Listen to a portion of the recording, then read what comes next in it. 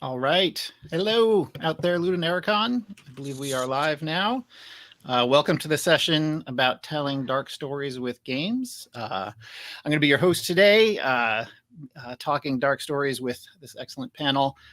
Just to introduce myself first, my name is Richard Rouse. Some years ago, I made dark horror games called The Suffering that people often tweet at me about still. Most recently, I shipped another game called The Church in the Darkness. So dark it had dark in the title, which is also on sale at LudoNarraCon if you want to go seek it out on Steam. And I recently started as a new creative director at Farbridge, where we're working on new dark stories. So with that, I'll have each of the panel introduce themselves. Marta, do you want to go first? Yeah, sure. So hello, my name is Marta Fiak.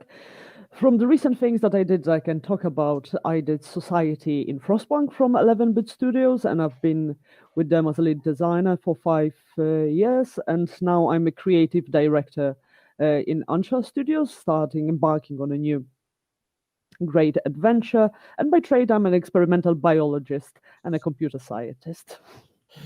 Cool. Thomas, do you want to introduce yourself? Yeah, sure. I'm Thomas Grip, so co-founder and creative director at Frictional Games. So we made Soma, the Amnesia series, the Penumbra, if anyone remembers those old games, which are all about, I guess, morbid and dark stories. All right, cool. And next up, Emily Short. Yes, I'm Emily Short. I am a specialist in narrative. I've done a bunch of freelance consulting and contracting work in the past, most recently on Animal Farm, so an adaptation of Orwell's work, which is very dark in its own way, with Muriel and Dairyman. And I am now a creative director at Fail Better Games, which has Sunless Sea, Sunless Skies, and the Fallen London universe, which are very much in the sort of edge between horror and humor. Yeah. Cool. Great to have you all here. I wanted to ask a few of you some specific questions to kick us off. Maybe I'll start with you, Thomas. Since you're sort of maybe most known for the dark storytelling of anybody here, the Amnesia series is, I find, among horror games, like particularly dark just because it's so much not like a power fantasy. A lot of games like Resident Evil will have the dark horror elements, but then you're still a fairly effective combatant. Or like my own games, The Suffering, we like specifically wanted to make you even more powerful than you were in something like Resident Evil. So you're like a badass with guns and stuff. But Amnesia seems like it's all about losing your sanity, losing your grip on the world, and just sort of a very bleak outlook. And I was just curious, what made you all take that series in that direction versus the horror games that had come before? Yeah, it's a good question. I'm guessing that the sort of big reason is trying to do a game not focused on doing a certain game type, but getting a certain thematic across, which is interesting when doing horror games, because normally it's like, we're going to make a shooting game, we're going to make a strategizing game or something. In a horror game, you're like, we're going to make a horror game. What's it about? Well, it's about horror. So that's like an interesting design challenge where you sort of put emotions first and gameplay second. So like losing your weapons and just focusing in on being very defenseless and vulnerable was very, like, in that sense of things, it was a very sensible move to make, and why we started going that route, really. And it was very interesting seeing how the players' relationship with the game took shape when you sort of put away guns and so on, and all of a sudden they paid more attention to sounds and other narrative elements, just wondering what might lurk around the next corner. On a personal level, I'm like, just I like these sort of dark stories, and I think there is an interesting way in which horror is not just because they're like scary and so on, but they're actually a way of talking about interesting things. Sort of, there's a very interesting connection with horror and comedy, in that it's a sort of safe space to bring up weird, dark questions. And that's, I think, where I'm like fond of making games in that space, but also like seeing movies, reading books about that's in that sort of thematic. Cool. Yeah, no, I agree. Horror is definitely like a way into lots of other things where people are almost not expecting it. But we'll come back to that in a bit. I wanted to ask maybe Emily next. You've worked on a bunch of games in the Fallen London series, which the studio you're at is known for. As you were saying in your intro, not exactly horror, but with dark elements. And now you've recently done a Kickstarter for the game you're working on now, which the name escapes me, but you'll remind us, I hope. And it's a visual novel with some romantic elements in it, but still set in that same world. So I'm sort of interested, both in what drew you to sort of dark themes that we've seen in your other Feel Better games and previous work of yours, but then also how you change that up for the title you're working on now. Right. So that title is Mask of the Rose. And we have our Kickstarter page Kickstarter is now over, but the page is still there. So if anybody's curious and wants to check it out, we have a website and all that good stuff. So let me sort of take that question backwards, actually, and talk about kind of what draws me about horror and kind of this series in particular first, and then come on to the other point, which is, I think, like Thomas, I'm attracted to the ability that horror has to let you talk about things that might be really extremely personal and extremely difficult to share in public, but sort of project it into some fantasy elements or some sort of metaphorical elements represented in a way that makes it kind of possible to tell those stories and put those things out there without being quite so sort of personally exposed. So that's something that I found appealing through a lot of the kind of Fallen London universe in the past. It's a set of stories where you might be committing a little bit of cannibalism from day to day, or wind up pursuing some cultic discoveries to a point that are really quite destructive for your character. And those things are played kind of on the borderline between, this is hilarious, but also, like, if you think about it, it's quite disturbing. But that really gives a very wide tonal range for us to do things where, you tiptoe up to something fairly horrible, but then there's a bit of a joke there too, and so it remains kind of safe and okay.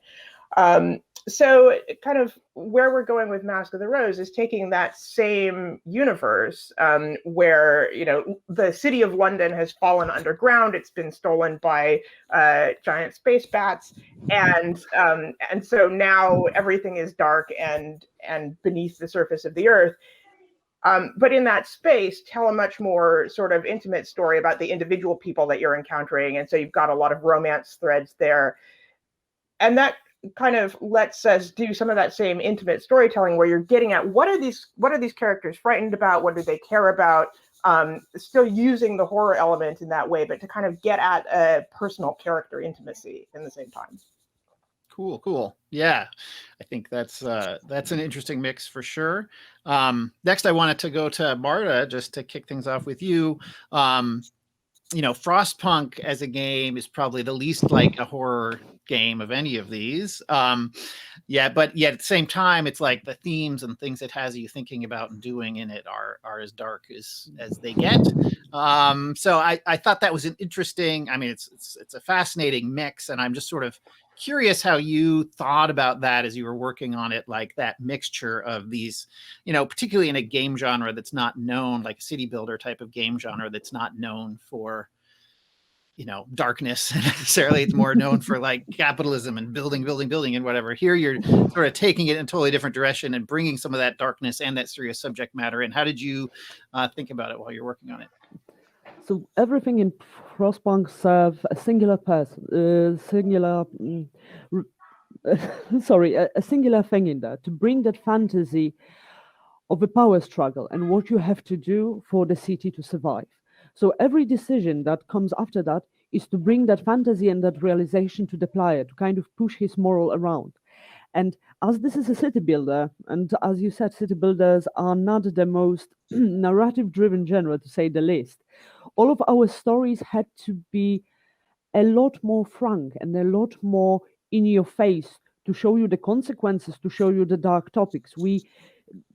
Even you, my great love to Junji Ito and my great love to a lot of horror things, we couldn't allow ourselves for that layer of metaphor, because this is what you said, horrors allow us to express things that are hard to express, but they make it under that kind of blanket, both of safety and interpretation. And in terms of Frostpunk, the narrative serves a strong purpose to show you what you are becoming, and you are not becoming something good. So we couldn't allow ourselves to make those things unreadable. This is why those stories are dark, grim, simplistic, and realistic.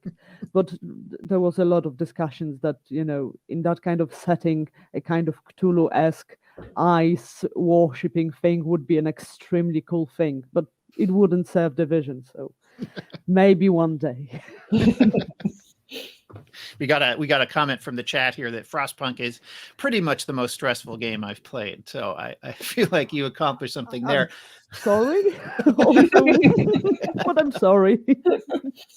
I'm just curious, just maybe going back on that for a second, was the motive from the beginning of development to like, how can we take the city builder and subvert it? Or was it, we want to tell a dark story about these choices. What's the right genre to do it in?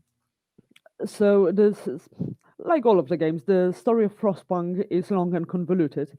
As the first prototype that kind of became the base of Frostpunk was being developed while this War of Mine was ending, if I remember correctly, and it was not Frostpunk, it was a city builder game. It was an exploration about steampunk and city building, not a frozen hellhole.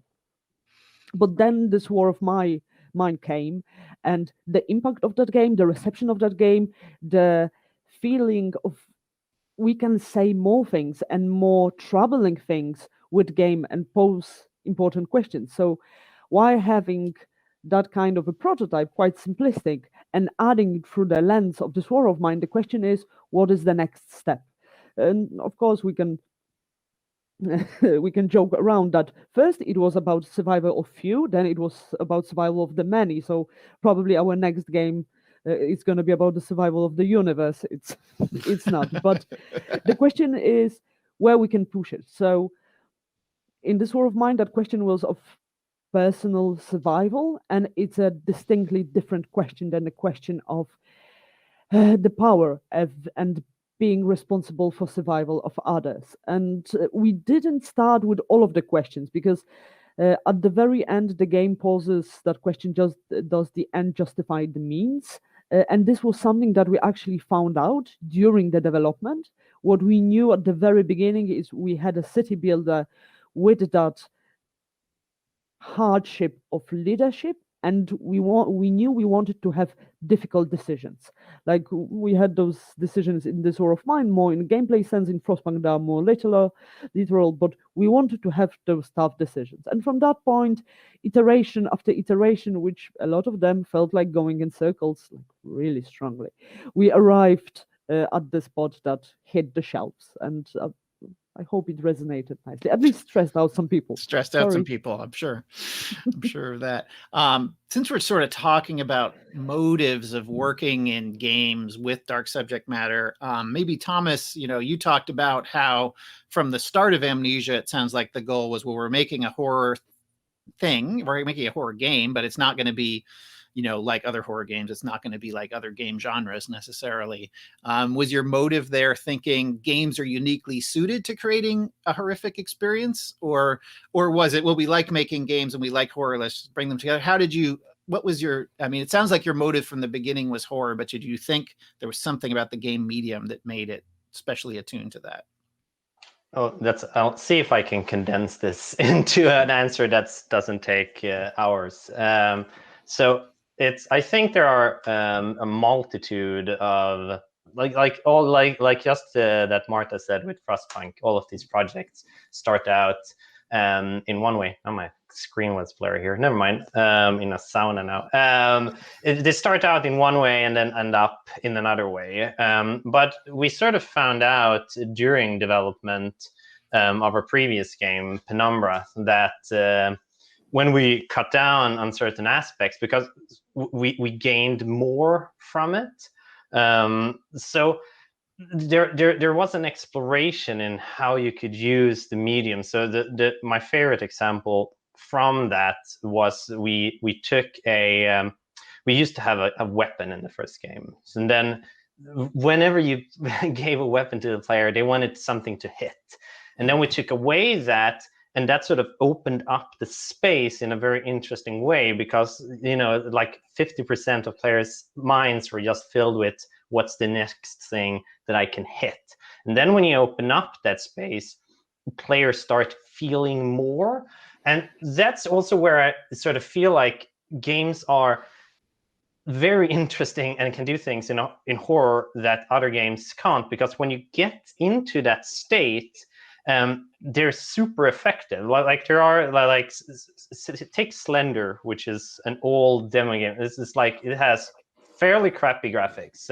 It has no story, but it's just you're in a dark place. It says there's Slender Men somewhere, and there's like some ambient track going on with simple brooding music. And it's like all of that is required. Is all that's required in order for the player to feel, I'm scared. I'm really, really scared here. And that makes the game medium so powerful, because you can put the player in that spot instantly, in a way that a film might have to or a book might have to take like 100 pages or an hour before they get to that point, whereas in a game, instantly in. So you get a very nice starting point, and that's where I think you can do things, and just like the sense of being in an environment and so on. And then when you can sort of add things on top of that, which is interesting. So just to go a little bit further, so the interesting thing that we then saw when making Amnesia was that players are going around thinking about things like we just play a sound effect, and they're like, shit, there might be a monster here, and their imagination takes over, and they start thinking about, where can I hide, where can I do that? And that's a very interesting experience of bringing on the player. And then we sort of ever since have been trying to push that even further.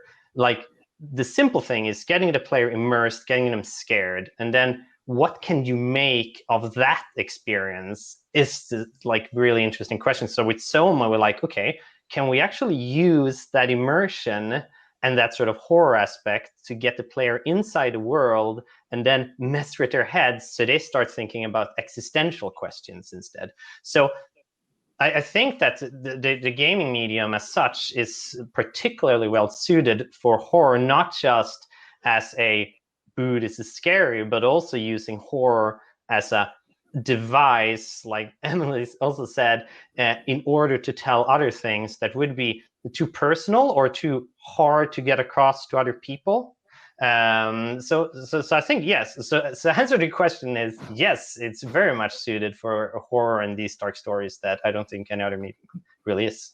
Yeah, in the same way.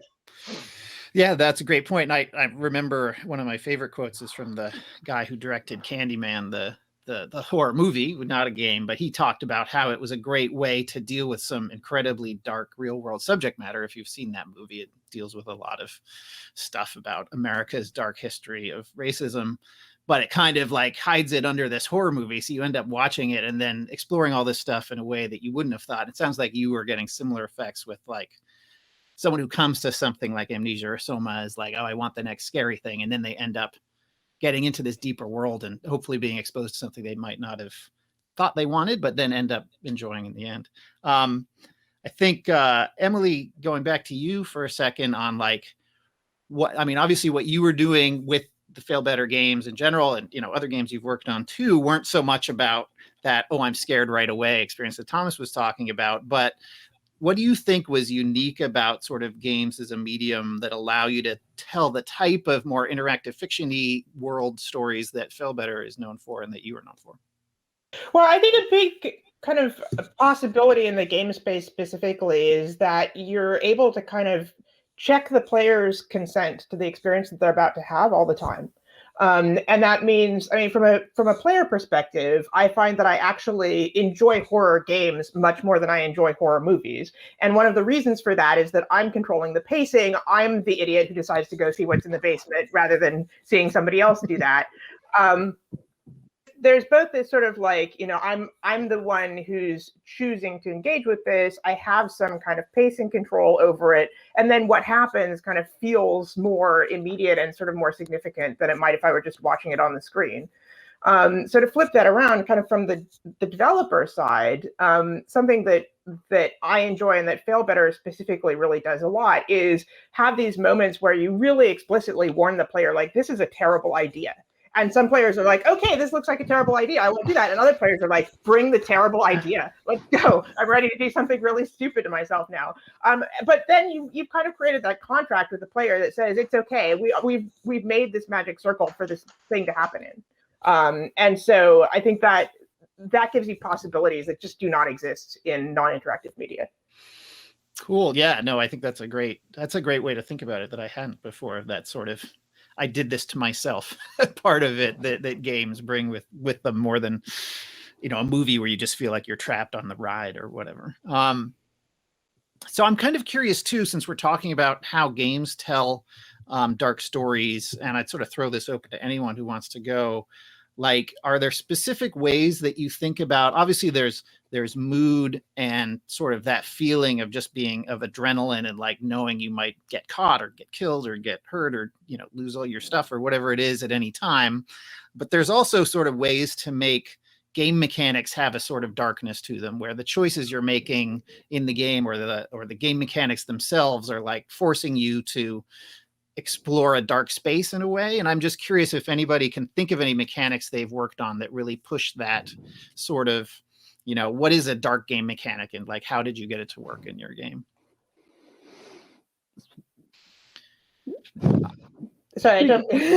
Please go, Emily. You go first. Marta, go next.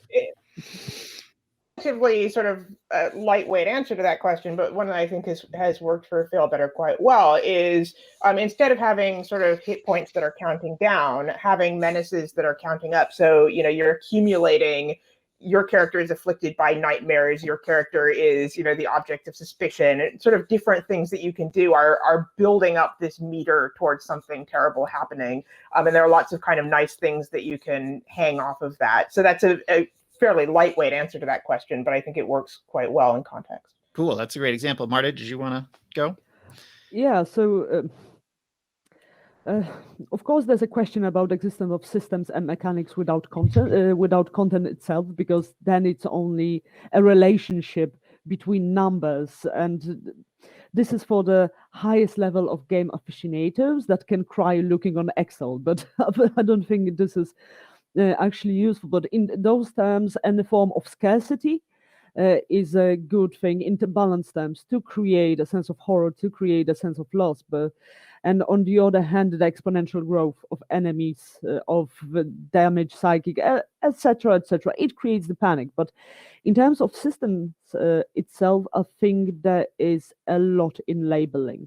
So the mechanic underneath is the same, but this is what Emily is saying. It's just the labeling of a normal accumulator. If you label it wounds, it will have a tremendously different impact than if you call it madness or insanity or scars. All of those things bring a lot of context, and I think everything from the mechanic to every narrative bit to every graphic asset, all of that is just building a certain fantasy in the player's head. Because looking on Frostpunk, it's a systemic game, but it is not Dwarf Fortress. It's not even a really deep city builder, because the focus were somewhere else. But renaming just things to discontent, to hope, it gives them a different quality and different texture. Yet the mechanic underneath, those are accumulators, those are just a relationship between systems, between needs. But just one additional thing, I think the naming is as important for the players as it is for developers, because it also makes us think and makes us create content that is coherent with that. Because if we name it something different and then put a piece of content that breaks that fantasy, then everything goes to gutter. Gutter, that's a proper word. Cool. Oh, shit. Yeah, no, good point. That I think, mechanics by another name can change how the player feels about them substantially. Did you have? I know you in the Amnesia series, you sort of famously have your sanity as a mechanic of a sort, Thomas, and like how the player feels about losing their grip on it. Were there other mechanics, or if you want to talk about how that mechanic worked more as sort of a way of telling a dark story through the game? So I think that the mechanics are, they're a behavioral advice or something that pushes the player in a certain direction.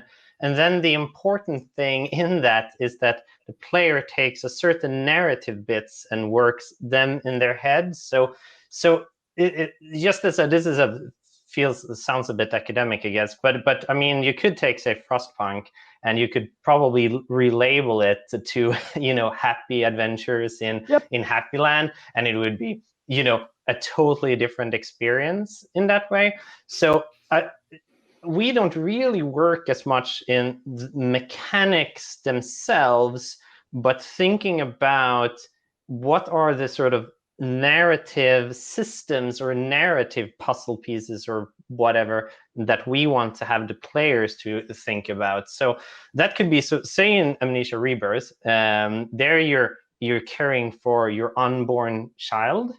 So there you have mechanics, say, that you can check on your kid, you check on your belly and so on. And there you have some sort of gameplay aspects to that. So you gain a bit of, you lose your feel level a bit, which is the sort of inverse of sanity from the previous game. But then that is a fairly simplistic thing. But what it does in order to do dark storytelling is to get the player to think about, oh, I'm actually carrying a child. So again, it's and then all of that ties into all other narrative bits and so on. So I think it's like a very complicated nest of things where you're trying the player to think the game in terms of certain narrative bits, and then you're using your gameplay in order to put focus on, in order to put pressure on, and so on. And you sort of want the player to follow along that line. And again, yes, it's fun to give like Frostpunk. Then you have like it's a city on the ruins. People are starving, and then the player is thinking, when they're talking about their experience playing the game, is like, oh, I'm saving the city from starvation or something like that, which is a very dark story. That's the story they're telling themselves as they're playing. Whereas if you relabel a bit and like push some buttons a little bit differently, it could be a very different, where it's like, oh yeah, I'm like, there's, I don't know, old folks in Florida moving into my camp. Some of them are leaving because they don't like the food. So I mean, you can do, and it can be a very similar sort of mechanically. So a lot of these things are like, you're messing with the player's head to buy into a certain story and to live through that story. Yeah. So I think that's a sort of, so there's not really, mechanics are just a sort of tool along the way. I don't really feel like we have a dark mechanic per se. I think there's one thing, if I have time to add, which is just sort of following on to that of like where mechanics can lead you. There is something in sort of late fall in London where you as a player have set up this slightly mad science laboratory, and you have various people who can come and help you there. And we very deliberately designed the mechanics of that so that the maximal player strategy, like the economically best thing to do, is make the people who work for you, who are students, like never be allowed to graduate from your laboratory, and you're kind of oppressing them and like giving them the minimal stuff they get that you can possibly give them in order to keep them from rebelling against you. But basically you're oppressing them. And so we got these, eventually sort of like players looked at this for a little while, and then they started sending us feedback, and we're like, I'm sure you didn't mean this to be the maximal strategy. We're like, oh no, that was on purpose. Like, you can choose to do that or not, but it's very much like this is an emergent point about kind of how this system works, which you can then enact or not. It's your choice. Yeah, just jumping off what Thomas and you, Emily, said. First, I would dig Frostpunk as a Smurf village simulator. I would play the hell out of it. Mm-hmm. And the second, I fully agree that all of the mechanics are in there just to serve the narrative. The narrative is created from all of the story bits, the mechanic elements, and also balance. And this is something similar that we did in Frostpunk with your exploiting students. The optimal, if you are min-maxing Frostpunk, you will be the most totalitarian state. And it is done like that by design, because we want to pose in the balance the question of, do you want to have your morals or humanity in a computer game, or do you want to have the biggest number possible? There's no getting both of those. And that's the way to kind of use them balance of the mechanics into dark stories. But yeah, they're just there to create the right narrative. They're not sexy on themselves. Yeah, it's interesting this is coming up because I think I've been making games a little bit longer than some of you, or sort of the commercial games, let's say. But there was a long time, there was discussion of like, well, you can have your moral choice stuff over here, but don't let it impact my gameplay. Like I need to these need to be separate systems. And it was a real argument for a long time. And I think that led to systems like BioShock, a game I love. You have this choice system that sort of in the end doesn't matter to anything. Like mechanically, like you can do either way and you'll still win and stuff. And I think it says something that games that are very successful, like the games you all work on, are able to like intertwine those things. It feels like, sometimes it feels like games aren't progressing as much as we wish they would, but I think there is a lot of progress, at least in developers' willingness and players' willingness to see that yes, it's okay that the min-max strategy. I mean, some people may give you feedback of like, well, you surely didn't mean this. It's like, oh no, that was it. I think that's really interesting, and they'll come along to realize that and I've certainly watching people play my own games. It's like, well, you're in my game, The Church in the Darkness, you're infiltrating this cult. And you sort of have the choice, like the easiest way to play is to like kill a lot of people along the way. But as you go, you realize, well, they're not actually that guilty necessarily. In some scenarios, you're actually the bad person for breaking into their place where they weren't doing anything bad at all. And so it's interesting to see some players really agonize about that. And then some other players, particularly maybe ones who are just more casual friends who are in the industry, are like, well, I killed everyone because they were in the way and I wanted to get through. And then I won. And oh, yeah, I won the game. It's like, well, what happened to all these people? Oh, they're dead, but I won. I'm like, well, did you really? So it's interesting. I think that's continuing to evolve. And that's a good thing for the medium overall. I guess I'm curious, too, if there's ever been a time where you all found that conflict of like, a feeling that like, well, we have to make the game fun because games are fun. It's like, we don't want it to be too dark or we'll turn off too many people. Or is that always just something or do you feel that maybe you've sold the game enough as a dark experience up front that people are going to be okay with not having fun in the traditional game sense? So I come from the point that the game has to be engaging, but not fun. Fun is one form of the engagement. I want for my players to have a decision space or or interpreting differently the story. The decision can be on that hand or another hand, but this is an interesting decision space. And that's all. That decision space should be engaging. This is why it's a good decision space if we were able to do that, but it doesn't have to be a fun decision space. The fun, I think this is kind of a legacy of games being toys, but many years have passed. We are far, far after that. So, yeah. I'm not for fun. I'm not for fun. Fun is boring. Anyone else have anything to say about fun? Yeah, but my favorite reaction is because there has been so much talk about it's like for a long time that you want your games to be addictive, and it's so fun that our favorite reviews and like that for especially Amnesia Dark Descent, the reviews that sell the game more than that say like, oh, I played 5 minutes of the game, can't play it anymore. So I just love that sort of thing, where they just stop, and that's like a sell for the experience itself, and that you can actually have something there that's not just have to be like an addictive, I need to get a certain amount of fun or whatnot out of the experience. Cool. Yeah. Do you want to say something, Emily? The only thing I was gonna add there is I think there's also a fun in the act of pushing your luck, right? And so making those moments where it's like something really bad could happen, but I'm gonna play with it. Like I think a lot of people do find that really enjoyable, even if some of the time like then the consequences are bad. Right. Yeah. So. Something I wanted to follow up with you, and then anybody can jump in after that too, was, in telling these dark stories, like I was, listening to Thomas talk about the Amnesia Rebirth story and thinking like, that's pretty intense. Is there ever a time, and I'm not saying you all did this, but is there ever a time with any of your games, or maybe we'll start with you, Emily, where you've struggled with like how far is too far, like how dark is too dark? Is there something we just shouldn't go there, either because we shouldn't make it at all or because it'll turn off too many players or something like that? How do you deal with that?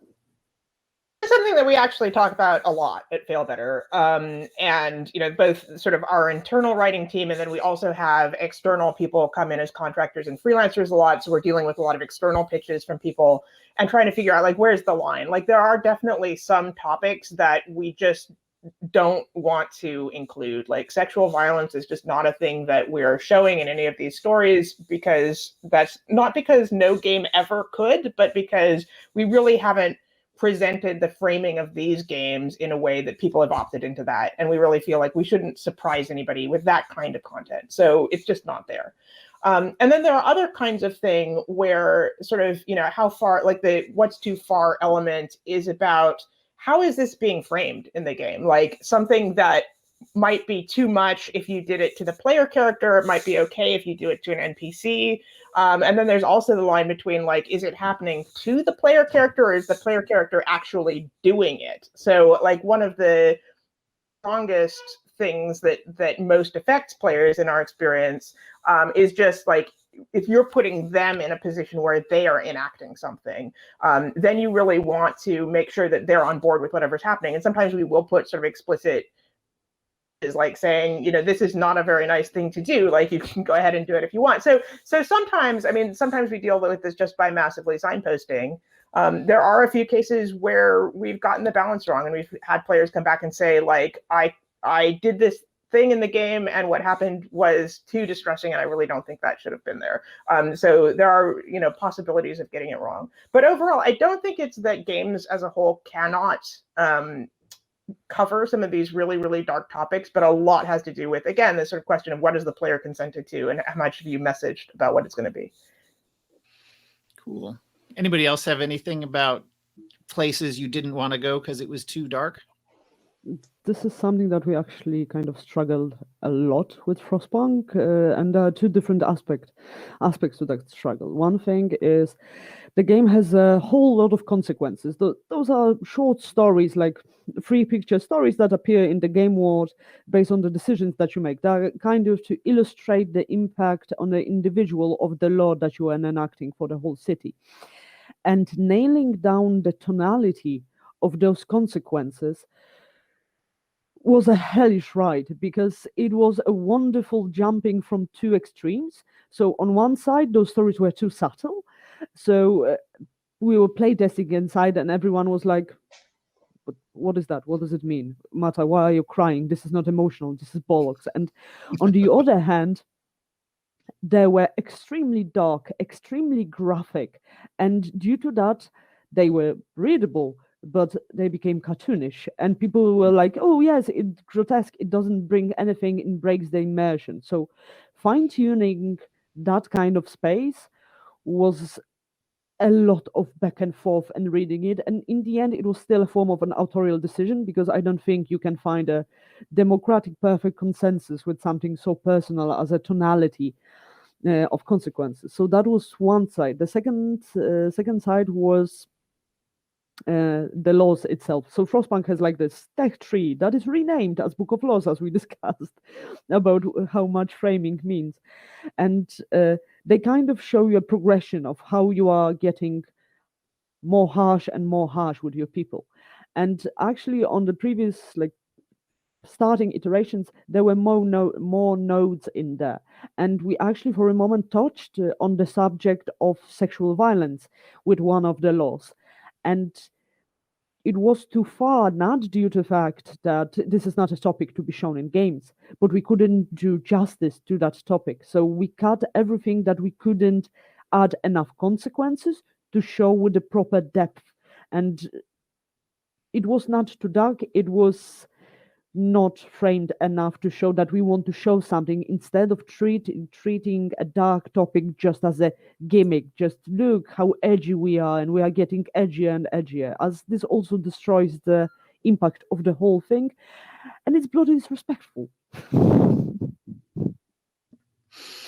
Good point. Thomas, did you want to add something on the how far is too far Yeah, question? but I think that also that even like just things like say gore and stuff like that also has like if you want to, because I always think that the end experience is what matters. You're trying to say something, right? You're not just trying to, whatever, we're just throwing everything at the player and hope it's a dark story, because it's just gonna feel bad. So you're often trying to do something, and you're trying to have your characters show something and the player experience something.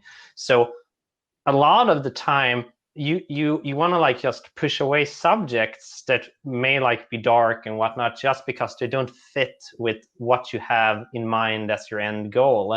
So a lot of the time, like it's a bit weird, because we haven't really had any of those discussions where we've had a few, I guess, but most of the time things are not cut because, oh, this is too much, but it doesn't do anything to the story. That's a thing that I'm annoyed by, like a lot of modern horror movies, where it's just they just throw things at it, and it doesn't really, there's no intent behind it. It's just I just gonna do this gruesome thing because it's a gruesome thing to do, and then it's more interesting if there's like a thought behind it as well. So I think that's the sort of driving force for us in how we pick what to have in our games and what not to have in our games. And it wasn't so much like, oh, this is going too far. It's like anything that can support the themes and the narrative and the overall vision of the game. Yeah, but sometimes it's even that it's even the reverse, where we've had situations where we're like, shit, are we doing this? And then the story is like, yes, the story is almost telling you that, yes, this is the thing we should put in right now because it makes perfect narrative sense. And then, okay, you just gotta run with it, I guess. And that has to do with, a lot of weird things that's been in our games, like both in Rebirth and also with Soma, that has to do with consciousness and that sort of thing. And the interesting thing is that people can get hung up on, like, oh, why did you bring up that subject, which is a much more minor thing, but because it's so like it goes along with the narrative, and it might be like a subtle thing, the very darkness of it doesn't feel like we're going too far, because if they bought into the rest of it, it sort of comes naturally. So and I mean, often that rules out a lot of the stuff that you don't want, because you're not making that game. So it's like you say, would say sexual violence or something like that, where games are not about that. So it's never like brought up as a company. It's always going to be something that sort of feels outside of it. Yeah, totally. I feel like, in the modern world, someone will always tell you you've done something wrong with your game or with your story or your world, or gone too far or not gone far enough. And I think at the end of the day, you have to feel good about it yourself and know that, like, this was the choice to be made that supported this particular story. Like, I remember in the Suffering games, we had you had these kids who were killed in sort of flashback sequences and stuff. And when I originally wrote it, I hadn't fully thought how much that would upset certain people, like, because, violence against kids is sort of a line too far. And we ended up changing how it was presented so that it was acceptable to us and also acceptable to certain platform holders who didn't like it as it was. And I think it ended up working and feeling cohesive. And then in my newer game, The Church in the Darkness, I made the choice of, like, this game isn't really about dead kids, so let's come up with a reason why all the kids are gone, and then it can just be adults making bad choices or evil choices or good choices. And then it's like you don't have that extra weight of that thing that can sometimes distract from what you're trying to do. And I didn't think it was necessary for the game. Yeah. So. Just to add on, I've had my own, like in a lot of these times also, when something like this is brought up and like, should we go at this point? And then it's like, is this a hill I'm prepared to die on? Like, am I gonna really defend this? Like, do I have, like, I feel like I have a moral obligation, or like I'm so strongly I so strongly want this that I should, defend it to whatever means. And often, like when it comes to, like you say, should we just kill a bunch of kids or something? Like, no, we can change the story. It doesn't matter in the end. So Right. you just drop it. And again, it ends up, like you say, it ends up being a distraction. So even if you're not really pushing it out, it's like adding too much spice on a dish. It's just like you want to focus in on what matters and not just have stuff that's edgy. It's just not gonna hit home as well. Right. Yeah. And I think with that, we are out of time by and large. I could keep talking about this with you all for hours, I think. This has been a fantastic conversation for me personally. I hope everybody out there watching has enjoyed it as well. I do want to give everyone a chance to just say, where people can find you on the internet, or if you have a recent Kickstarter you want to mention again, or whatever it might be. Maybe Emily, do you want to go first? Sure. So speaking of recent Kickstarters, Mask of the Rose. Oh no, this is the curse of the internet. Has caught that she was pitching something. Oh, sorry, you blipped out for just a second. Say that again. Of course, like at the perfect moment, right? So Mask of the Rose, you can find its Kickstarter page and its homepage out there at maskoftherose.com, and it is going to be out next year. Our current games in the Fallen London space, Sunless Sea and Sunless Skies, and the Sunless Sea DLC, Submariner, are all on sale alongside LudoNarraCon.